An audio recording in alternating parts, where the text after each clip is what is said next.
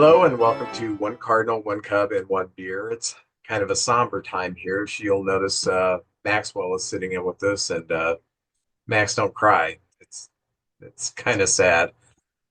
JJ Jackson has been relieved of his duties here, One Cardinal, One Cub, and One Beer. He's been fired. And to kind of let you know how this went down, we actually have a board of directors and they have a quarterly meeting in Vegas. It's our financial backers, it's the people who make the real decisions. We're just the on-air personalities. And it does take a lot of finances and a lot of work in the background, a lot of people who are working to keep this quality operation running on YouTube. So our board of directors, which does consist of Ray Hartman, Mark Marianello, Shannon Logan, Jeffrey Phipps, Maxwell Opper, and Brody Jackson, have unanimously decided that JJ Jackson needs to be relieved of his duties from One Cardinal, One Cup, and One Beer. And their reasons are as follows. It's sad. We're all kind of fighting back some tears. Excessive use of foul language on the part of JJ Jackson, belittling of guests, high demands on the production staff. And that's, from everybody to just the people who get us coffee. I mean, his his demands are pretty bad.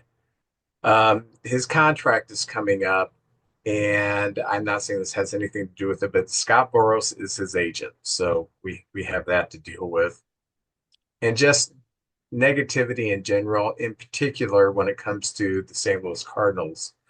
I'm sure you're going to see more on the story in print and digital media in the near future.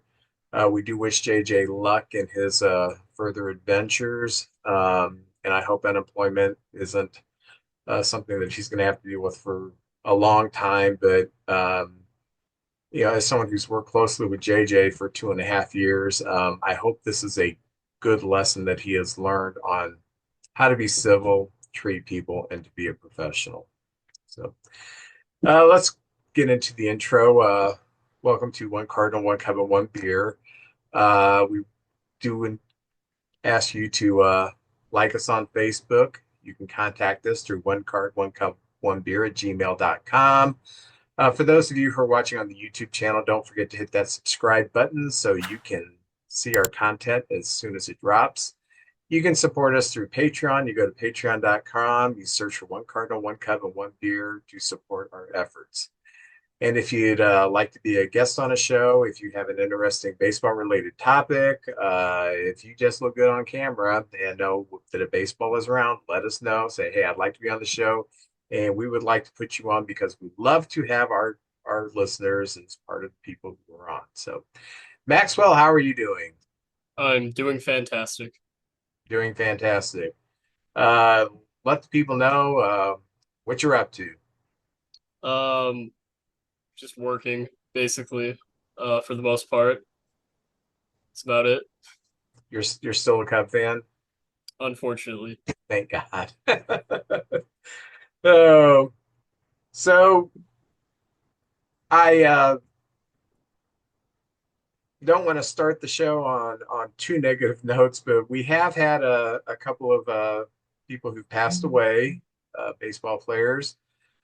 Former Cub pitcher Doug Bird passed away. He was 74 years old, and he had a record of 73 and 83. He pitched for Kansas City most of his career, and then he had a stint with Philadelphia, the Yankees, the Cubs, and the Red Sox. He spent 81 and 82 with the Cubs, and he started. He finished his career with a 3.99 ERA, which in today's world would have made him a multimillionaire. He is kind of a swing man. He did some starting, he did some relieving, and he came to the Cubs in '81 from the Yankees, and immediately he won his first three starts. And yeah, we thought we had something special, but we absolutely just had Doug Bird, who he was for his whole career. But he has passed away at 74 years old. And another pitcher of days gone by has passed away. Rudy May passed away at the age of 80. He was 65 and 83 in his career. He pitched for a lot of teams in 18 seasons. 1980, he was the ERA leader in the American League for the Yankees with a 2.46 ERA. He did primarily starting, but he did do some relief work. Uh, Finished his career 152 and 156 with a 3.46 ERA. And it sounds kind of funny. You talk about these pitchers who have kind of like mediocre careers, and the ERAs that they sported for their career would make them very rich today. Just kind of shows how the game has evolved. Max, do you remember Doug Bird or Rudy May? No, unfortunately. Yeah, yeah. You were born in 2002, so yeah, you would remember them. The Roberto Clemente Award winner has been announced, and it is Salvador Perez, and he wins the 2024 Roberto Clemente Award. And the Roberto Clemente Award is something that is, I don't want to say treasured, but it's got a lot of high esteem amongst the players because it is based upon the player who has been determined to have been the most, that's what I'm looking for, philanthropic Hmm. in for the season. And do you remember who the Cubs representative was? I think it was Nico, Yeah, maybe. okay. And the Cardinal. By the way, I'm playing the role of the Cardinal today, and I don't remember who the Cardinal representative was. But anyway, let's get into the World Series. Have you been watching the World Series, Max? I have been. And what are your thoughts so far? I'm ready for it to be over. I'm ready for the off season. It may be over tonight. We're recording Tuesday afternoon. This I find very interesting, and specifically why I asked you how you were enjoying it. The World Series Game One. By the way, the ratings are up for the first three games significantly, which is what you're going to get when you have Los Angeles against New York, Atani against Judge, Yamamoto, Garrett Cole, uh, future Cub Juan Soto, all these stars who've gotten all this press this year, meeting in the World Series, and we have a 93% increase in viewership for ages 18 to 34. And I know, Max, you would be watching the World Series no matter what, but do you think that this is going to be something that will attract new baseball fans? Or do you think after the World Series, you say, okay, I've seen the show, I've seen the Otani versus Judge, the New York, Los Angeles, I'll go back to my video games? Uh, what do you read into the numbers of the increase in viewership amongst young people? I think it's certainly something that can stick. Um, Baseball is awesome. It's just not super popular with the youth, obviously, but a World Series like this is good for outside of baseball. I may not be a fan. It's the two biggest payroll teams, like it's whatever, you know.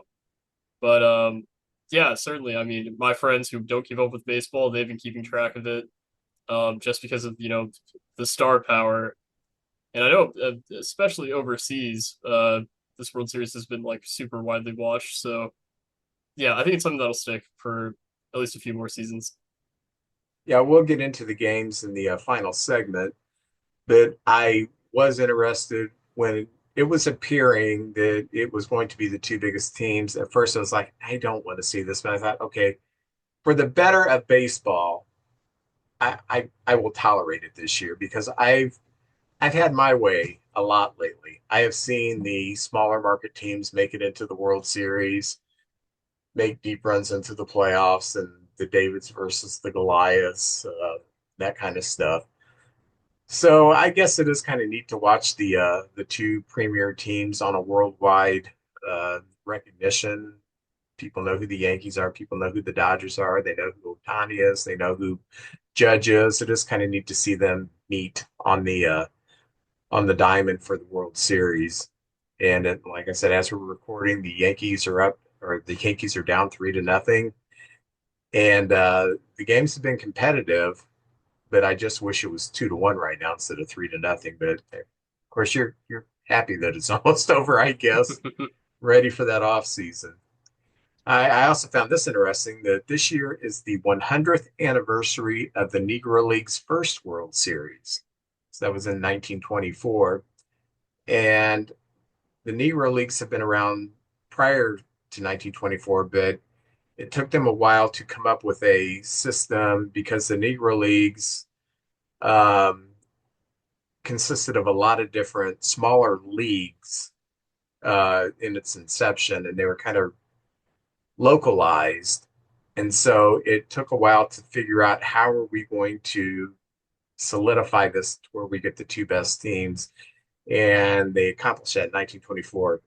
Do you remember who won that World Series in 1924 in the Negro Leagues? I have no idea. Okay, I'll give you one guess. Is it the Monarchs? The Monarchs, exactly. The Kansas City Mm, Monarchs defeated the Darby, Pennsylvania, which is somewhere outside of Philadelphia, apparently. The Darby Daisies. So we had the flower, we had the butterfly, and they came together in the World Series. it's very And cute. yeah, I thought it was cute. So um, there's not a whole lot going on as far as uh, news because everything shuts down during the World Series. And what Maxwell is looking forward to is the same thing I'm looking forward to. What's going to happen once they pick things back up? And we'll get into that in a moment. So, being JJ isn't here, I'll go ahead and do Cardinal news. Mason Wynn wins the Fielding Bible Award for shortstop. Do you have any thoughts on that? Being we have a pretty good defensive shortstop in Chicago. Well deserved. Great young player. That's about it. It's not too surprising. I mean, always awesome for a rookie to win it in his first season.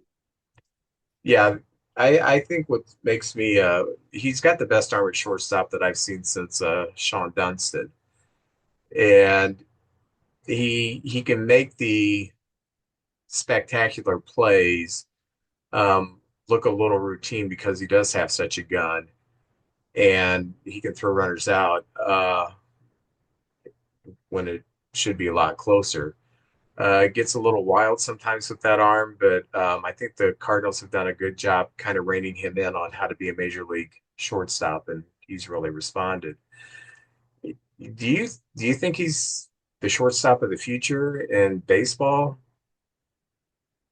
Definitely for the Cardinals. I don't know about all of baseball. There are just so many like good young talented players. Um, so it's kind of tough, especially like obviously being a Cardinal, not the biggest market on earth, you know. Um, but yeah, I mean he's certainly up there.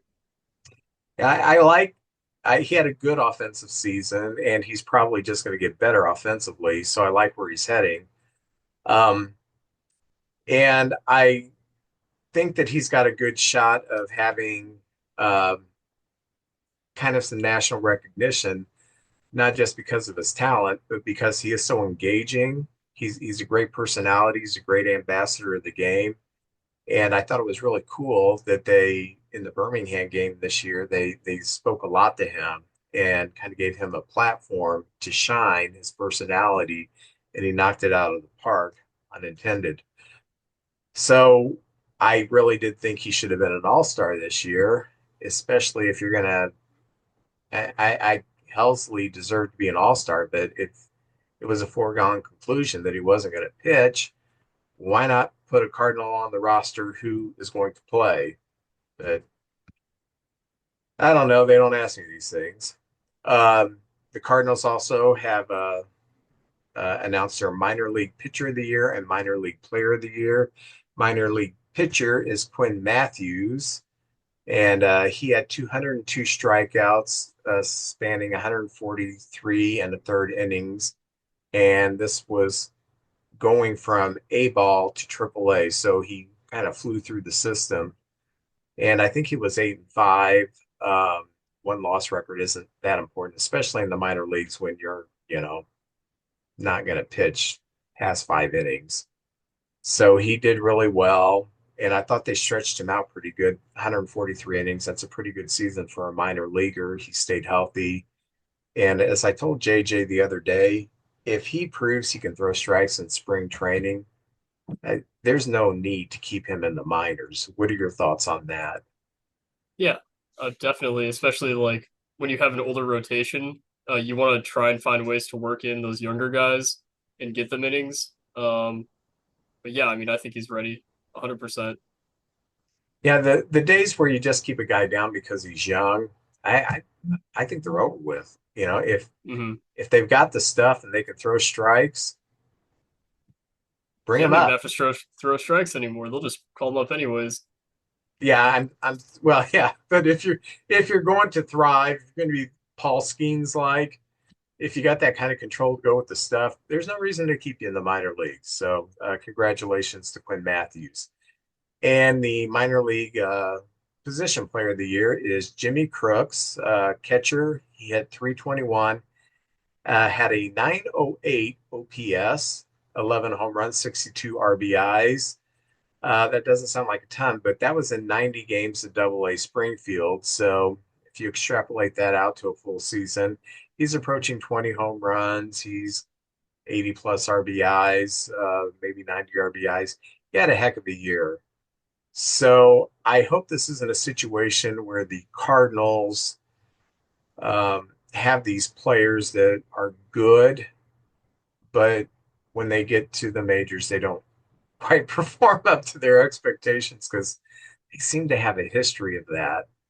And sometimes I wonder, I don't wonder, sometimes I really feel like the Cardinals do an excellent job at hyping their prospects. Um, I don't know if it's to get the fan base riled up. I don't know if it's to try to get a good trade for them. But I've watched this for 30 years that the Cardinals have all these prospects that are coming up, and then they come up and they tend to be flat until they get traded to another team and get to the postseason. So, what are your thoughts about that?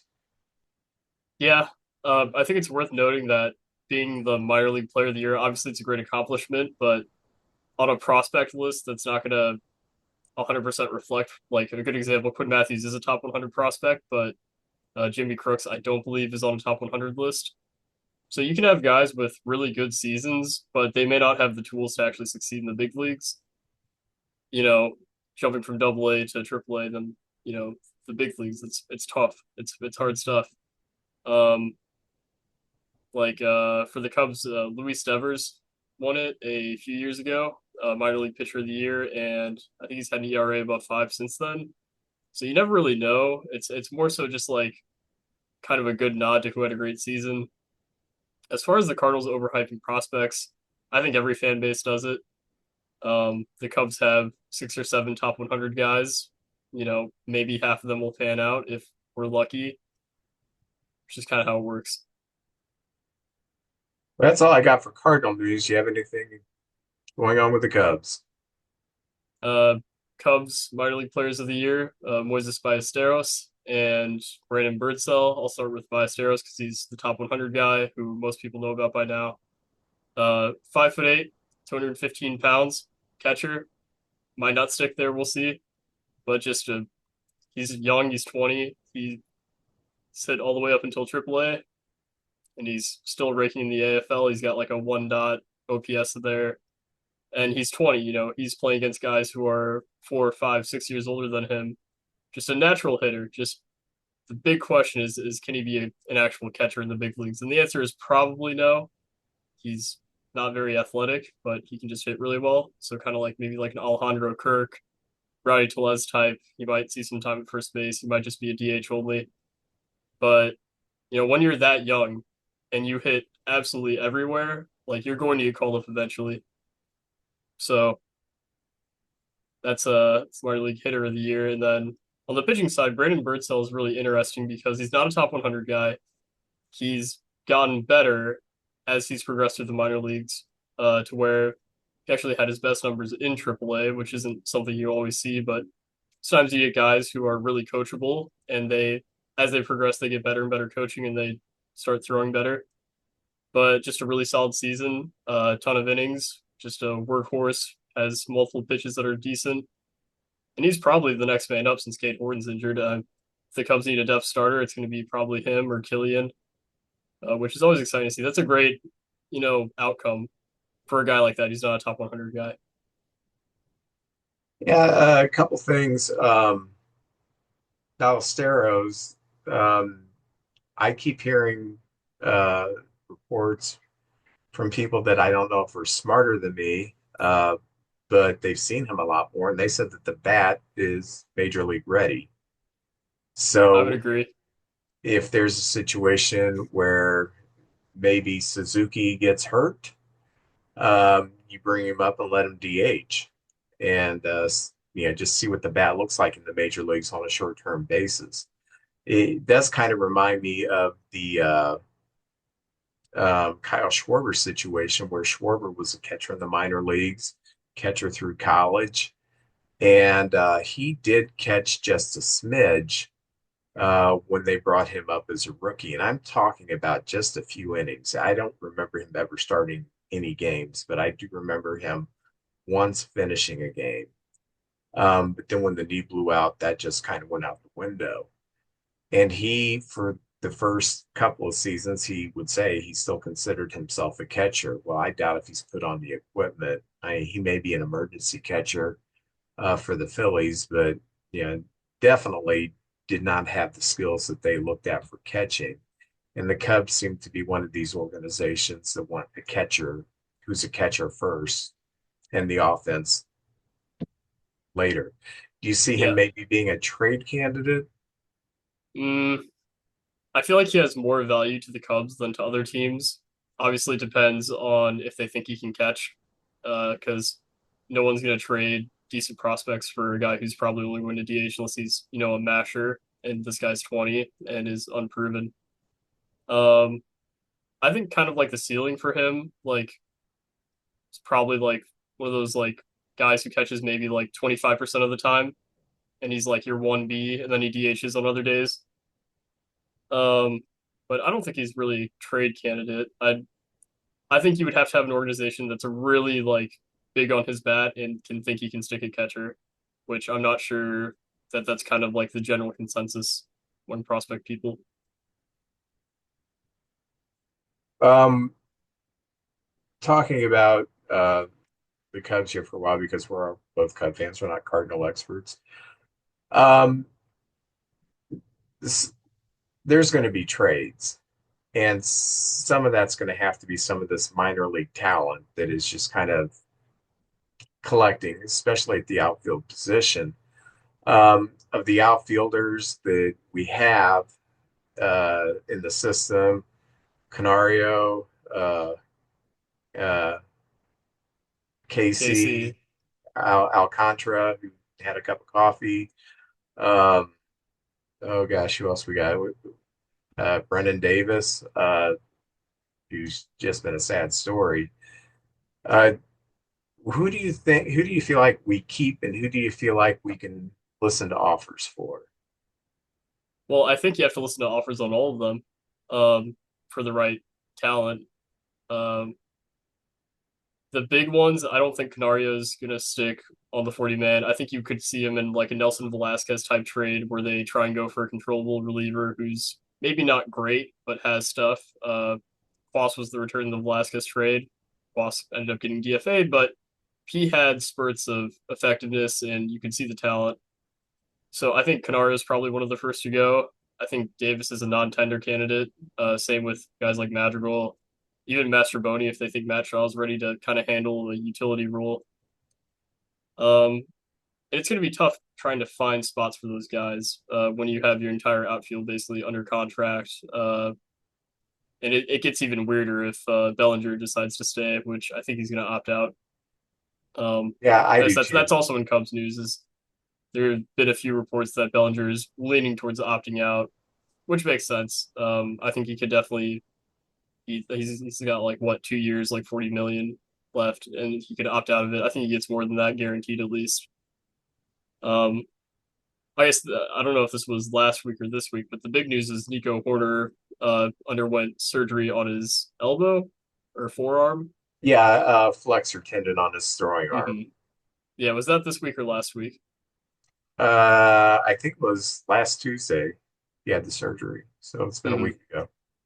So his timeline is uncertain, which impacts kind of, at least it's uncertain for us. Maybe the Cubs have a better idea, but there have been no reports on his timeline. Really, he might not be ready for spring training. He might be, and that certainly impacts kind of your infield group, where you've got a bunch of interesting guys in the upper minors like Triantos and Matt Shaw. But yeah, I think there's definitely going to be trades. You can't sit on all of them.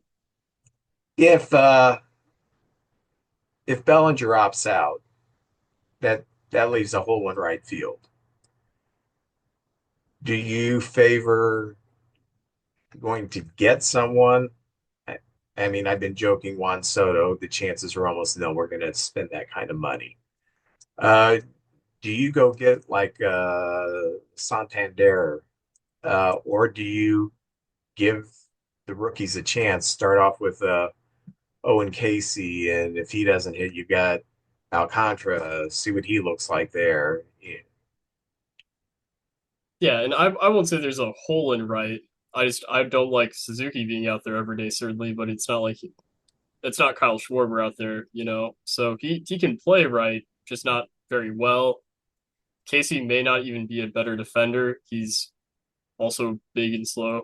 So that's that. But I don't know how much they're going to explore free agency as far as that goes. I think the big question with the Cubs front office is, you know, is the price right? And they're not going to kind of move outside their means, which is why I don't think Juan Soto is a realistic possibility at all. But a guy like Santander, if they think they can get him for, you know, like 4 years, 80 million, which I think would be on the lower end, then I think they would definitely like that, especially if they can move some of those outfield prospects for pitching. I don't know. They're gonna have to get creative this offseason, definitely. Yeah, I was listening to a podcast, and Gordon Whitmire, um, I like his philosophy. You don't bank on a winning season if you're banking on a prospect to come through. You've got to have major league players there ready to play for this during the season if you're going to be a contender. And then if the prospects are good, they will find a way to make it work. They will get their opportunities through injury. They will get their opportunities, and if they excel, they will stay. But you don't enter the season banking on a prospect. And because people have been saying, I've even said it. Our only real trade candidate is Nico Horner, which now who knows because he had that surgery probably wouldn't affect it that much. It's not like a career-ending surgery or anything. Um, and then put Matt Shaw at second base. And if you do that, what if Matt Shaw comes up and just overmatched? Can't turn the double play like Nico. He's probably not going to be able to turn the double play like Nico, but um, if you are banking on that, you're already going into the season uh, with a gamble, not a sure thing. Mm-hmm. And I texted you this the other day. I've heard this floated that the Cubs, because of Council's uh, connection to Willie Adames, that the Cubs go get Adames, bring him in as a free agent, and move him to second or third. You can get rid of Horner, get some stuff, or you can, if I was not impressed with Paredes, he was better than Morale, but that's not saying much. But I was not impressed with him. He is an average fielder. He's not a terrible fielder, but he's an average fielder. But for a guy who is that big, who has hit 30 home runs, he just did not have much pop on his bat. And one of the uh, issues with him is he's a dead pull hitter in a ballpark that has the furthest foul pole left field in Major League Baseball. I mean, it's 20 foot, 20. in some places like 25 feet deeper than other ballparks. I'm not sure what it was at the Trop, but I know it wasn't as deep as Wrigley because it's the deepest one in baseball. So I kind of like, if we're going to spend any kind of money on a position player, get Adamas and then explore what we can do with Paredes to get rid of him or Nico. Nico has more trade value, and then you can move Adamas to one of those positions. Hmm. And from what I've seen about Matt Shaw's defense, is he's probably not ready yet for second. He's definitely not ready for third base. And I think the Paredes move just really shows that they're not going to bank on this guy to play third base. So he's probably going to be a second baseman going forward. The thing about Adamas is I think he can actually be like acquired for probably close to like the Dansby Swanson contract. I think they're actually pretty good comps like that. The Javi Baez contract. He's not going to be in like the Francisco Lindor, like Carlos Correa, Corey Seager kind of range. He's going to be a little bit less than that. So I think it definitely makes sense, but there are just so many moving parts because you'd have to find trade suitors for basically, everyone. And I think Paredes has some value. The Cubs traded a very toolsy player in Morel and then two legit relief prospects. But I don't think the Cubs would have done that had they not thought that Paredes could either adjust his approach or if the play hand-eye coordination, discipline stuff, you know, outweighed that. And he does play half his games on the road. And I'm sure he's gonna have splits where he's got way more pop, outside of Wrigley, but I'm not super concerned. I also think he was playing through an injury for probably the last month of the season, so I'm not too worried. Okay, which brings me to another thing about the Cub. I don't want to make this a Cub episode, but we are both Cub fans. So, um, with the Cubs, Swanson was injured the first part of the year. The last 2 months, he was himself. He was a high caliber player, but Mm, he was injured, and they didn't disable him. They let him play through it, and yeah, well, if we get a replacement, they're not going to be as good as him. Well, they would have been better than him because his during that time that he was injured, the first couple of months, his um, uh, WAR was like negative. It was like nothing, and then um, oh gosh, what's the statistic? Uh, WRC. yeah. He was poor there too. They could have had a replacement that would have at least put up better numbers. Um, we now know that Nico was had this arm problem. Throughout almost the entirety of the season, Yeah. apparently. And they let him Um, play through it.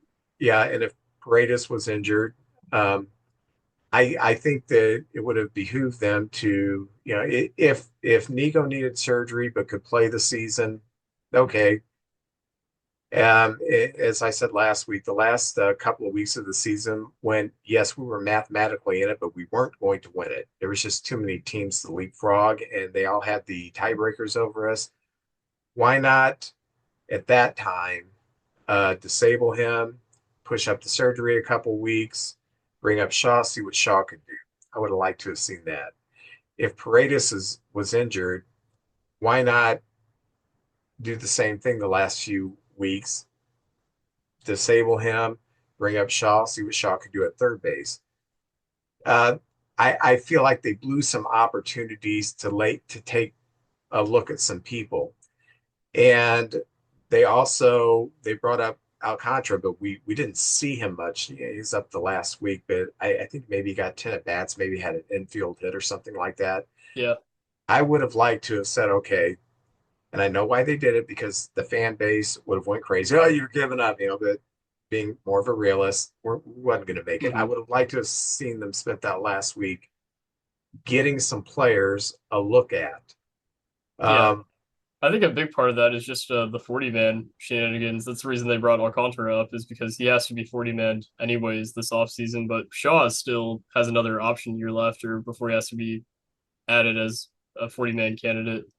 But at the same time, they're going to have so many non tender candidates going forward Even a guy like Merriweather, who was ineffective when he came back, he's a candidate. Um, gosh, like Brennan Davis, Nick Madrigal, even Mastroboni to some extent. You've got a lot of guys who you can kind of trim the fat on. Wisdom. Um, yeah, Wisdom, I think, is also a non-tender candidate.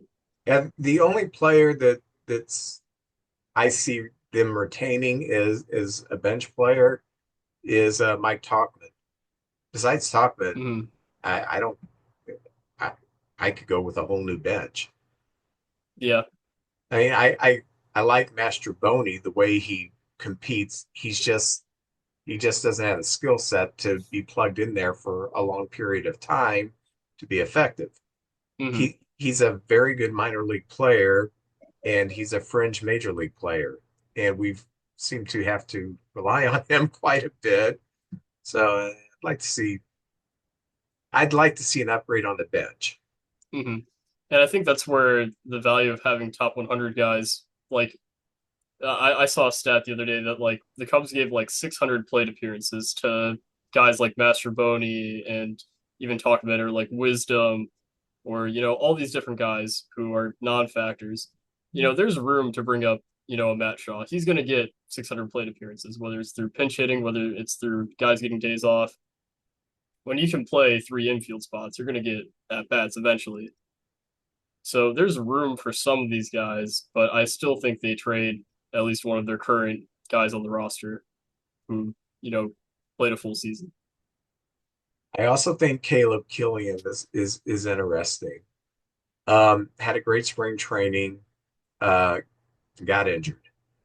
Um, and then he came back had a couple of starts. His last start against Cincinnati was really good. I think he pitched six, maybe into the seventh. But that was a game where the wind was howling in.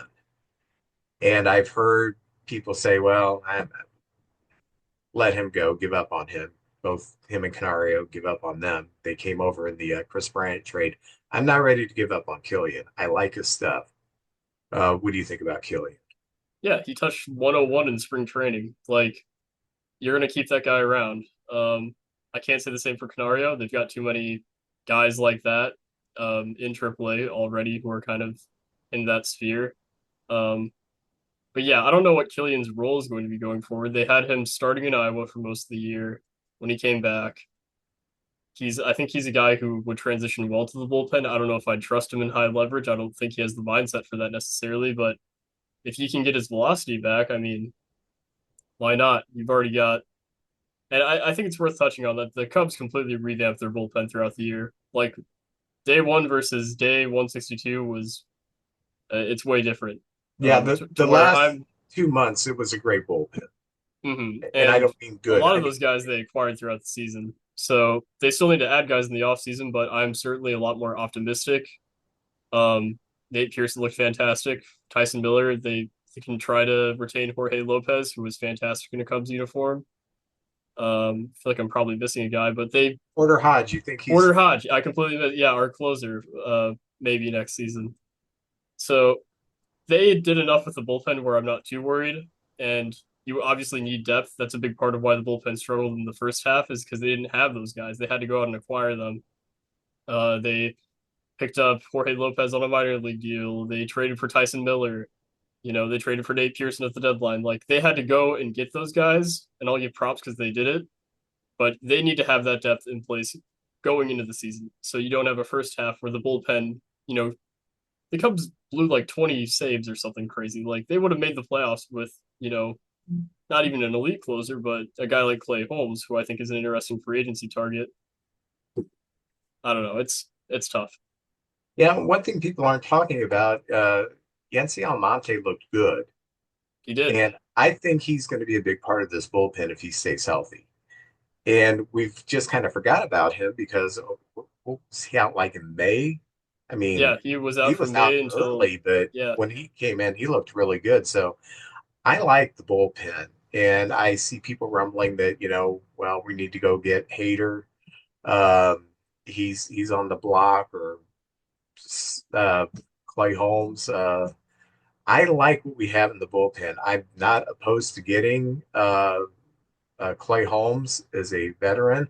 I don't want to get hater because I think Porter Hodge is a closer. He's got the mindset of a closer, and his knock in the minors was throwing strikes. He threw strikes when he got to Hmm. the majors, and that happens more often than people think because the lighting's better in the major, the catchers are better at framing in the majors. It's just a it's in some ways it's easier to pitch and it's easier to hit in the majors because everything is more professional. It's just a higher league. So you don't have an issue with a catcher who can't frame. You don't have an issue with the lighting's not too good. Was that a good pitch? The lighting's fantastic in the major leagues. So I think that he's got what it takes to be a closer. And I I think what we're going to miss more than Christopher Morel is Biggie. If he Yeah. stays healthy, Hmm. he I had some completely agree. stuff. Yeah. And he was elite with the Rays when he came up. Yeah. Yeah, he did good with Rays. He was looking good with us with Hmm. when we saw him. But it's So I funny, think, the Cubs traded away a guy like that, and they still managed to shore up the bullpen. yeah, So, I have a little bit more faith. Also, Jed in his end of season press conference, I think he took ownership and said like, "Yeah, I didn't do my job there. Like I failed," which isn't something you see very often. Typically, they kind of skirt around, their failures. But Jed did admit that the bullpen needs to be better next year. yeah. Any other Cub news? I think that's it. Okay. We'll have you back on when Soto signs and we can celebrate that together. By the way, Yeah, the I got the Birmingham Barons uh Michael Jordan jersey. So uh very proud of this. I wore it to a comedy show in Mason City a few weeks ago, and there was a guy there that had a White Sox jersey on too. So we started talking. He's a diehard White Sox fan, and I think on the recording of November 12th, he's going to be joining us to talk about this historically bad season and kind of what he's gone through because I can't tease him because I've been through some historically bad seasons as a Cub fan. It's pretty cool. So before we move on to the World Series, let's hear from Jeremy Connor. Comes a time in every man's life when he needs some advice on relationships. You need to listen to the podcast DMDR, which stands for Dating, Marriage, Divorce, Remarriage, from my good friend Jeremy Connor, the Dr. Phil of the Boot Hill. You can find DMDR on Spotify or whatever platform you choose to listen to your podcast. All right, question. Did you see this power surge from Freddie Freeman coming at all? not on one leg or one functional ankle. No, I didn't see it coming. Three home runs, one in each of the first three games of the series, plus a triple. Freddie Free, Freddie Freeman may hit, I don't know, three triples in a season. Here he is on one leg. His first at bat in the World Series, he hits a triple. And I thought, okay, that's a fluke. He hit it down the left field, had a crazy bounce and everything. But I did not see him coming to life like this with his power stroke. The first game in the 10th inning, they go into the 10th. They're tied 2-2. Yankees score one run in the 10th. They load the Dodgers load the bases, and Freddie hits a grand slam, a walk-off grand slam for the first time in World Series history. That was amazing. And that's why I'm a baseball fan, to see moments like that. That was just incredible. Concerning the first game, Stanton, I don't know why anybody's pitching to him anymore. I guess the theory is we can put him on the base and he can run. We can throw him out at home. But Yeah, the first game, he just continues his hot hitting, hits his sixth home run of the postseason. And but the real story was Freddie Freeman hitting the grand slam, the walk-off grand slam.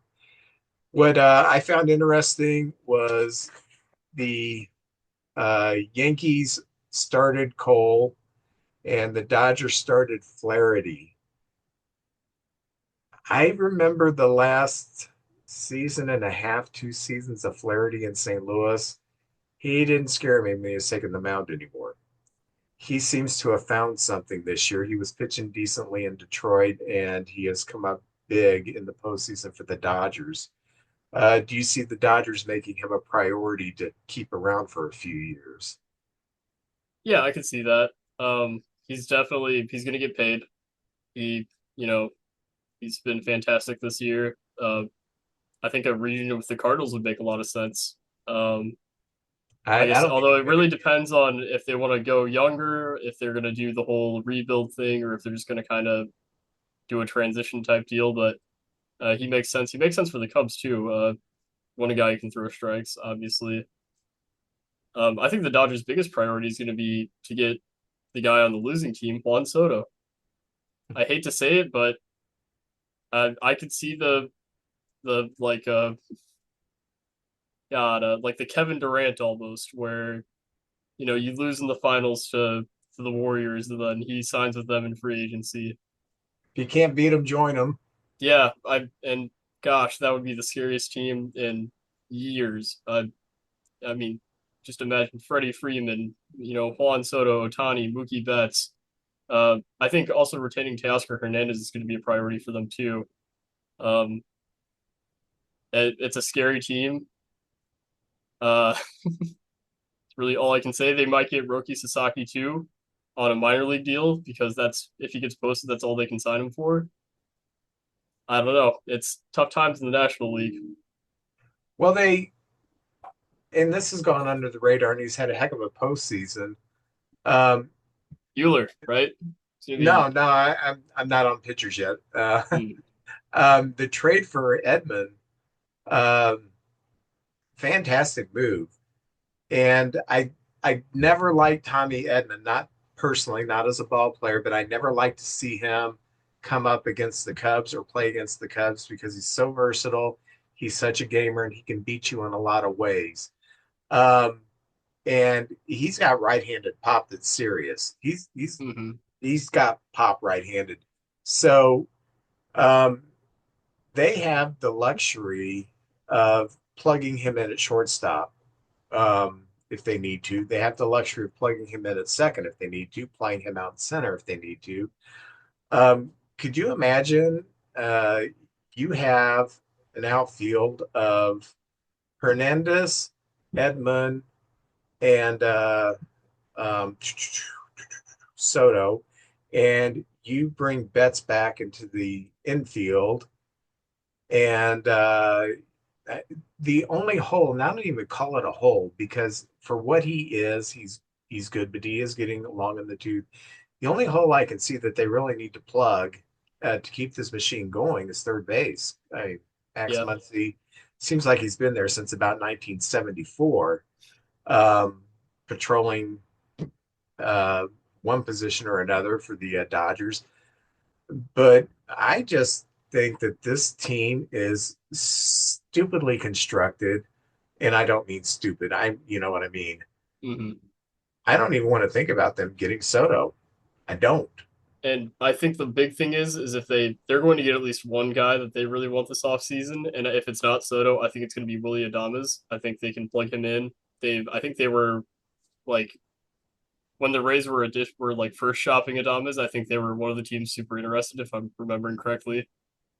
Um, I think if they don't get Soto, they're going to pivot to him, and that's obviously scary either way. I think we can outbid the Dodgers for Adamas. I don't think we would have to if we make a serious pitch for him because I think he liked playing for Council. And I hope he doesn't go to the Dodgers. I know they want him. They want Soto. They want Ruth. They want Mantle. They want Mays. They want Walter Johnson, Roger Clemens, everybody. Excuse me. I might edit that out if I remember to. Um, but that first game was amazing. And Nestor Cortez, who has been injured, they bring him in that 10th inning, and he's the one who gives up the grand slam.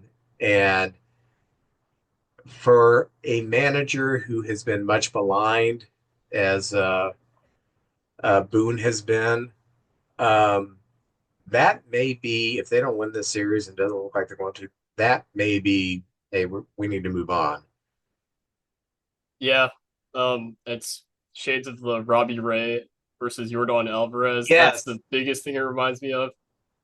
I just I don't really understand going with that move when you have someone who's proven to have gotten Freddie Freeman out and Anthony Rizzo, playing first base. So I think he went to the wrong guy in that situation. Well, for those of you who don't know, in a blowout game, Rizzo faced Freddie. Was Freddie on the Braves at that time? Yeah. Yeah, and Rizzo struck him out. They're good friends. It was kind of funny. Um, I They had to make a move because Cousins obviously hitting a walk, and you had to make a move to somebody. Um, I don't know if Cortez. I know he's got a great arm, but just throwing him out there in that situation uh, this late into the season, it was kind of a puzzling thing. Hmm. Uh, but that was the first game, 1-0. And Cole pitched good, 6 innings, 4 hits, 1 run.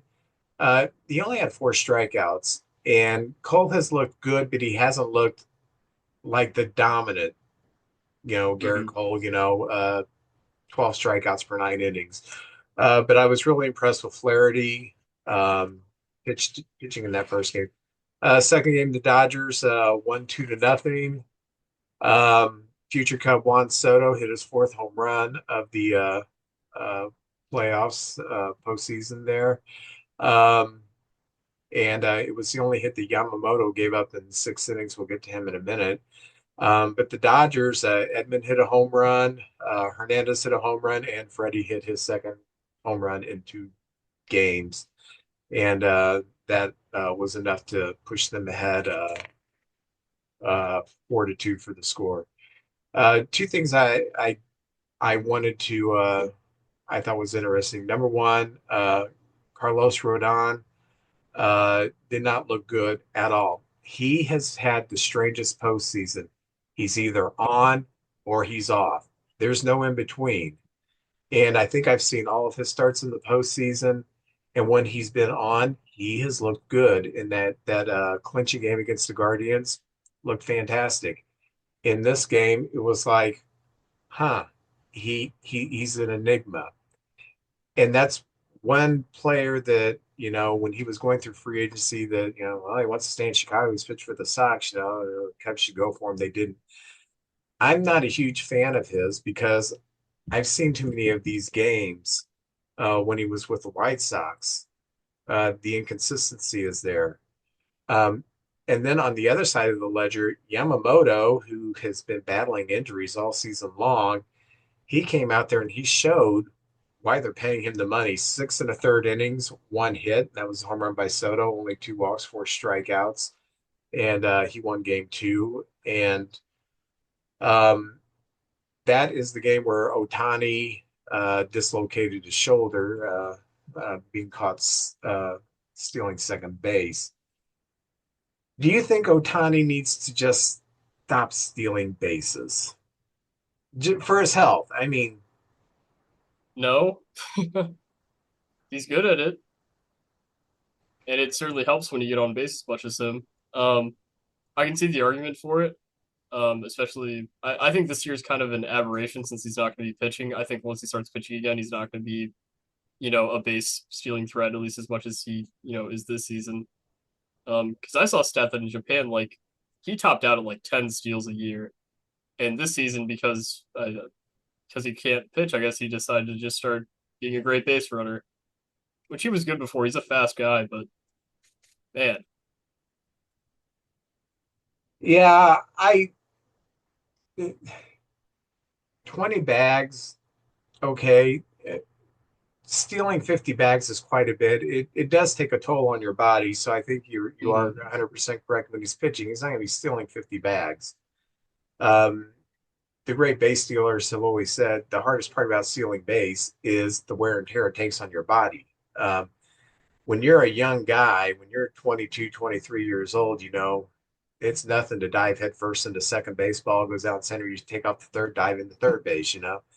When you start getting into your 30s, those the jar to your body for constantly hitting the ground, it takes a toll out of you.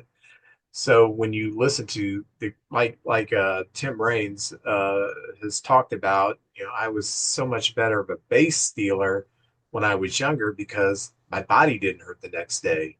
But when I got older and I would steal a base and I'd have to dive in head first, the next day I would feel feel it in my body because the body just gets older. And Otani's not a young guy. For him to steal 50 bases Yeah, at his age, I thought was a tremendous feat. But he's not human. I think he's an alien. yeah, 100%.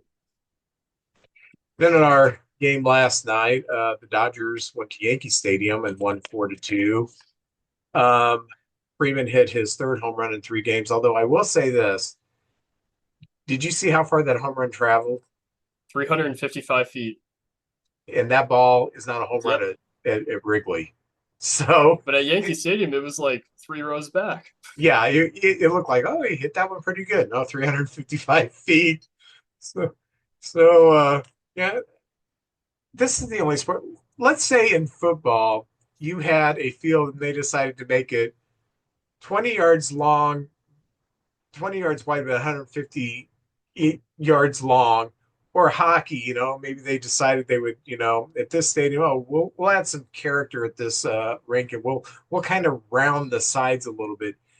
Baseball is the only sport where you can say, hey, I'm going to build a ballpark here, and I like to see right-hander or left-handers hit a lot of power, so I'm just going to have a fence that is so close so a right-hander can or a left-hander can pull the ball and hit a 355 feet homer with no problem. Hmm. Man, Uh, also speaking of football, did you watch the final play of the Bears game? yes. Man, Okay. This is what I got to say about that. Don't taunt the fans until the game is over. Taunt them all you want when the game's over. I don't care. And it didn't really affect the play. It just was bad optics for him to be taunting the fan when they started the play. And there's a picture where the fans are pointing to him saying, hey, the play's starting. So he did everything right in getting into the play, except you were taught never ever tip the ball. Spike it down, let the ball come down, pass your hand, spike it down. If you need to tip it, if that's the only way you can touch it, do not touch it because that guy is always going to be in the back of the end zone waiting for some idiot to tip the ball. And they go through these drills all the time. He knew better than that. So what'd you think about that? How infuriating is it? it was frustrating. It's a fun So way to spend my Sunday. yeah. So last night, Verdugo did hit a home run for the Yankees. Stanton had a couple of hits and got thrown out at the plate. Um, gosh, that was a bad send.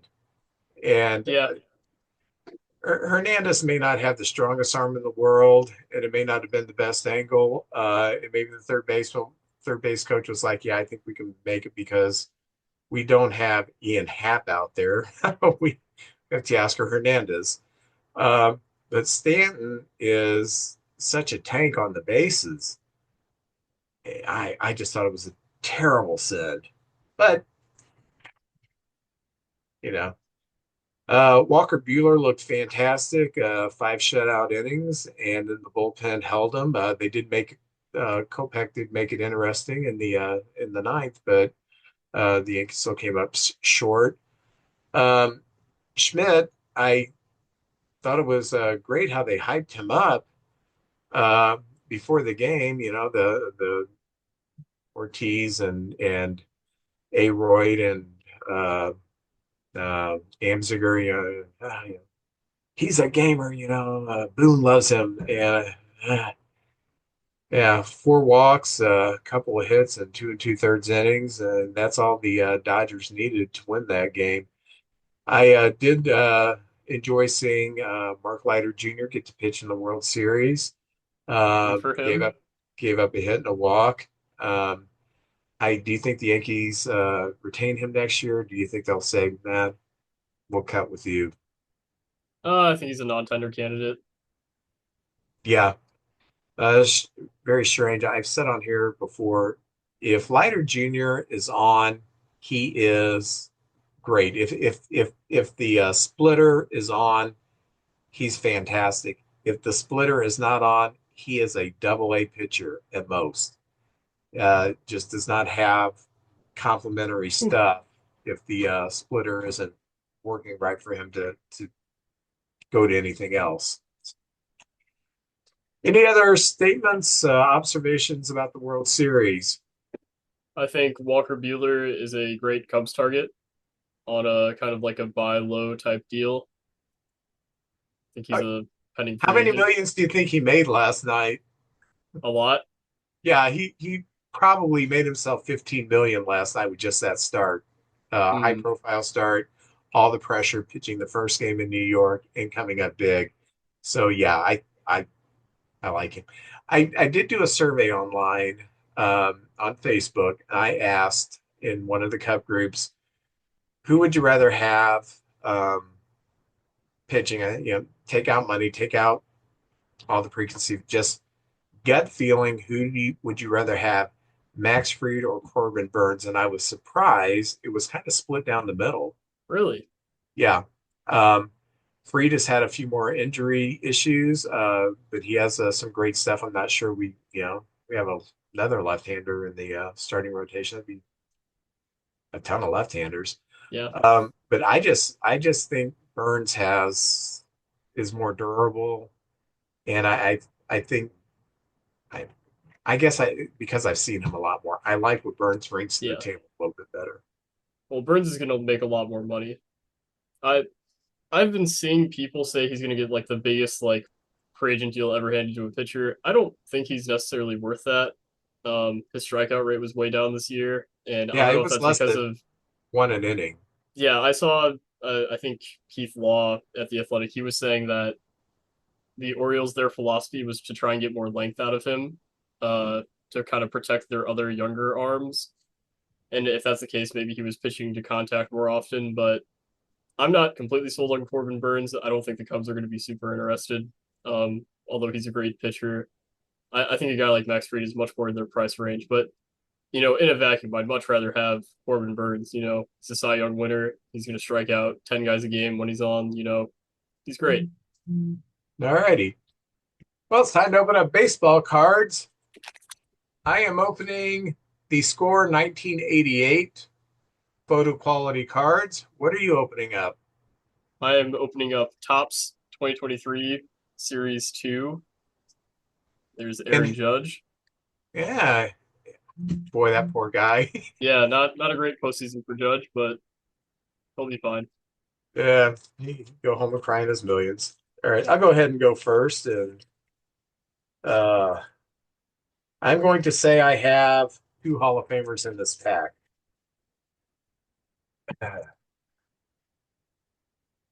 All right. Former Montreal Expo, a utility player whose mother played in the women's professional baseball league, Casey Candell. Um, for the Orioles, pitcher, not Hall of Famer, Dave Schmidt. Now, this guy I liked. He was a really good right fielder, had a good bat, and he had one of the strongest arms in baseball at the time. Right fielder for the Blue Jays, Jesse Barfield. Uh, he was coming off of a 28 home run the year before, 40 home run the year before, 27. Yeah, good pop. Don't hear much about him. This guy retired in the at the prime of his career to focus on he adopted kids, needy orphans. Great story. Tim Burke, former All-Star pitcher for the Expos. I'm getting a lot of Expos. Former catcher for the Kansas City or the Los Angeles Dodgers, Alex Trevino.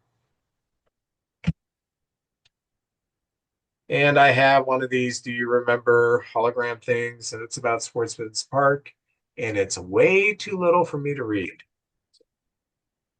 Former pitcher for the Pirates and the Twins, John Smiley. Not to be confused with Drew Smiley. You think Drew Smiley comes back for 11 No, million? No, me neither. The Candyman, former pitcher for the Angels and for the Pirates, won 20 game once, also threw a no-hitter, John Candelaria. John Candelaria, years ago in the 70s, and they used to do these tryouts for Major League Baseball teams. Anybody could show up and they'd be scouts there and you could try it. Almost nobody made it to the major leagues. The Dodgers held one. John Candelaria showed up. The Dodgers, very conservative organization with a pop leaf on his shirt. So they didn't want him because of that. And he went on to become an all-star with the Pirates. Former White Sox closer Bobby Thigpen once had 57 saves.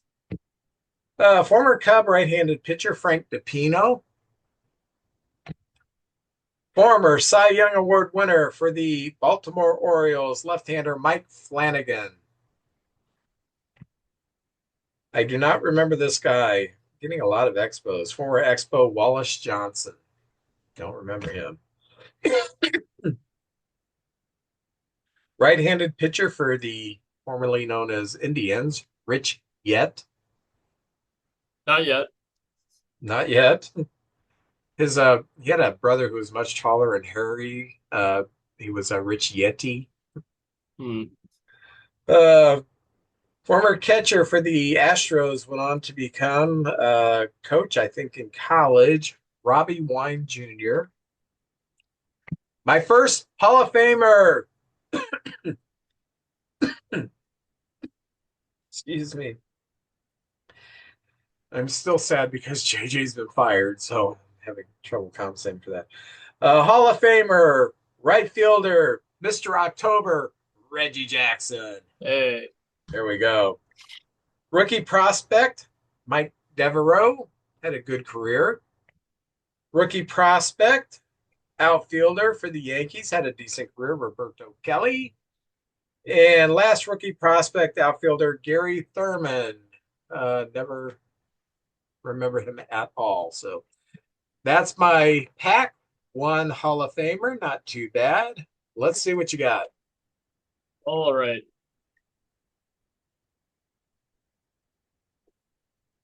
See, these are big packs. Ooh, that's fun. All right, first we've got a, oh, hold on, got a Francisco Lindor, Whoa, there you Mr. go. Smiles. Very exciting. There we go. All right. Uh, Twins rookie standout, Joe Ryan. Hold it right here. There you go. Very Traded good. for Nelson Cruz famously. Forgot about this guy, David Hensley. Uh, Astros, I think first baseman. I don't know if he's still playing with them, but I think he was on their postseason roster a few years ago. Uh, Cardinals legend, Carson Kelly.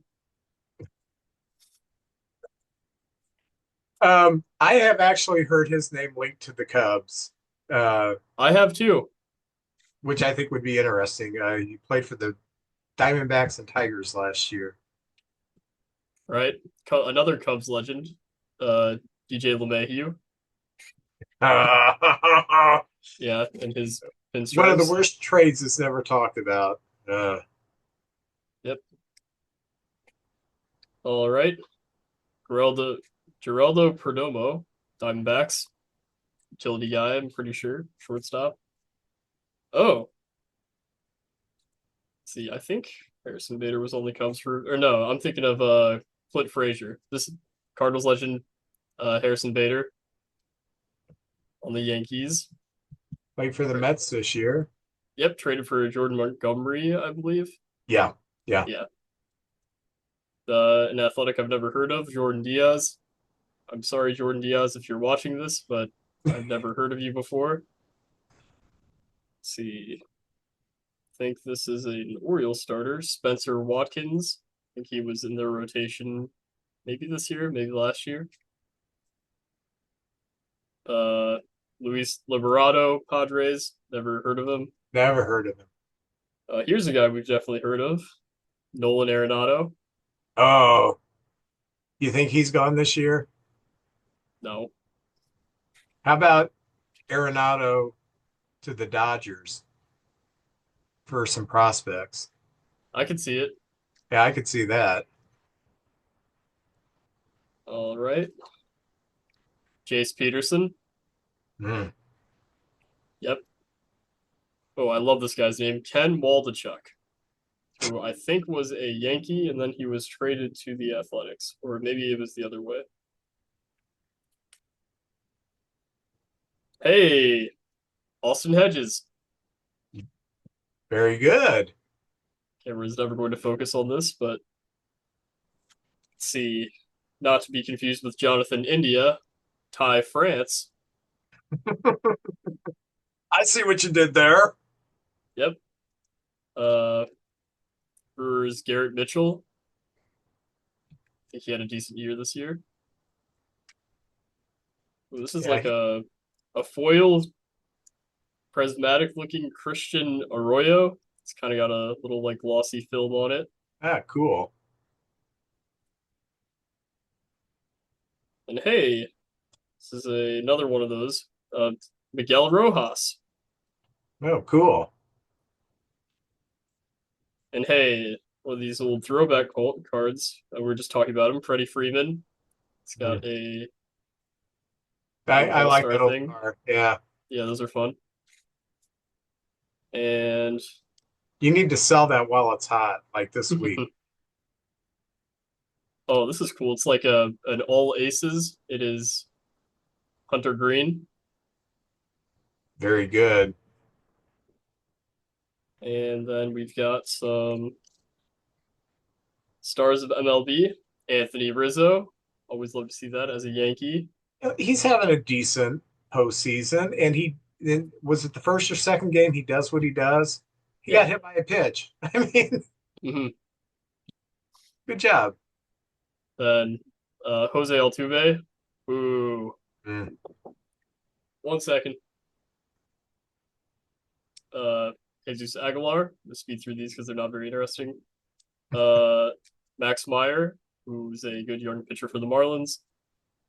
Johnny Cueto, who at the time was a decent old pitcher for the Marlins. Yeah, Uh, Giants legend Brandon Belt, Blue Jays.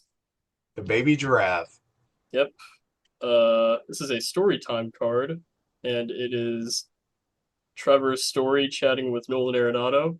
That's the baseball card. They're just Oh, cool. talking. AJ Pollock in the middle of robbing a home run. Very It's what cool. he does. Uh, Josh Harrison Phillies card. Forgot he was on the Phillies. Nathan Eovaldi. And we've got a few His name's more. been linked to the Cubs too. Yeah.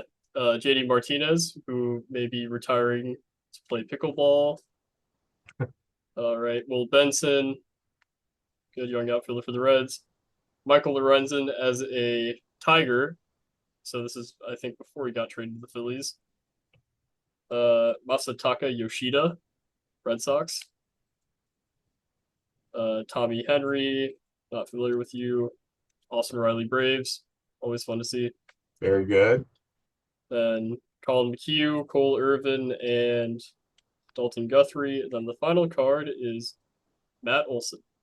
Very good. Very good. Well, Max, big plans for Halloween?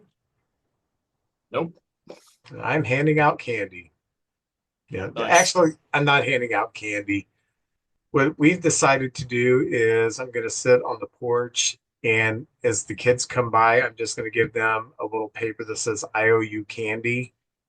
And then the day after Halloween, Kathy and I are going to move, so these kids will never get their Mm, candy. that's smart. Yeah, I know how to work the system. Well, we will be here next week, and yeah, I don't know how this is going to pan out with JJ firing. This may be our last episode ever. I'm not sure. It's up to the board of directors, but thank you for joining us. We will have a World Series champion next time we broadcast. So have a good one.